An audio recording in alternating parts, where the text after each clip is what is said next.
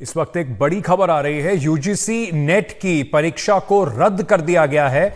कल ली गई थी यूजीसी नेट की परीक्षा।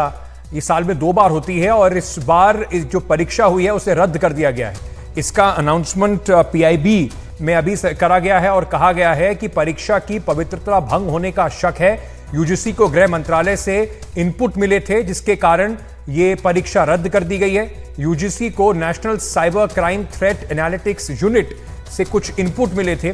इस परीक्षा का आयोजन नेशनल टेस्टिंग एजेंसी करा रही थी, यानी कि जो नीट की परीक्षा नेशनल टेस्टिंग एजेंसी कराती है वही एजेंसी इस परीक्षा को भी कराती थी, जिसके पेपर लीक होने का ऐसी आशंका जताई जा रही है, शक जताया गया है और उसके बाद इस परीक्षा को रद्द कर दिया गया है। गृह मंत्रालय से यूजीसी को इनपुट मिले थे। मेरे सहयोगी प्रशांत इस वक्त हमारे साथ जुड़ रहे हैं।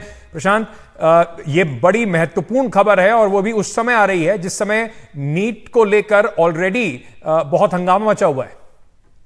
जी बिल्कुल, देखिए नीट को लेकर हंगामा मचा हुआ और शायद ये वजह भी है कि जैसे ही होम मिनिस्ट्री के Indian cyber crime coordination centre से नेशनल टेस्टिंग एजेंसी को ये सूचना मिली कि पेपर लीक की सूचना मिली है, जो जिस प्रेस रिलीज की आपने जिक्र किया अंकित, उसमें ये साफ लिखा हुआ है, उसके वर्डिंग से ये साफ हो जाता है कि पेपर लीक की घटना एक बार फिर हुई है और उसकी सूचना मिलते ही कल ही ये 2 शिफ्ट में एग्जाम एक दिन पहले ही कंडक्ट किया गया था। जो लेक्चरशिप की एलिजिबिलिटी पाने के लिए ये एग्जाम होता है साल में 2 बार, जैसा बताया आपने। तो सूचना मिलते ही शिक्षा मंत्रालय हरकत में आया है। और एक चीज और बता दूं, एक महत्वपूर्ण जानकारी ये दी गई है कि पूरे मामले की जांच सीबीआई को सौंप दी गई है।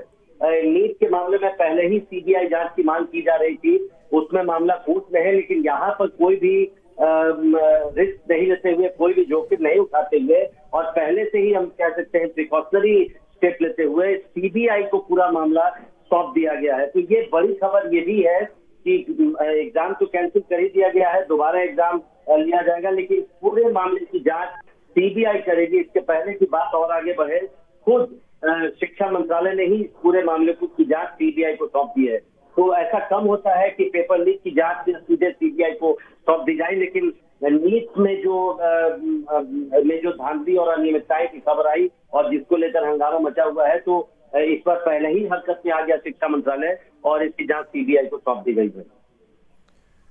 प्रशांत, बहुत बहुत शुक्रिया हमारे साथ जुड़ने के लिए। गृह मंत्रालय के कुछ इनपुट थे, उसके बाद ये जो एग्जाम है इसको कैंसिल कर दिया गया है और सीबीआई को जांच जो है सौंप दी गई है। एक और बड़ा ये एक पेपर होता है जिसमें जो एनटीए कराता है और इसके ऊपर भी अब संशय जो है वो उसके बादल मंडरा रहे हैं। साथ ही साथ पेपर लीक का एक और मामला सामने आता दिखाई पड़ रहा है।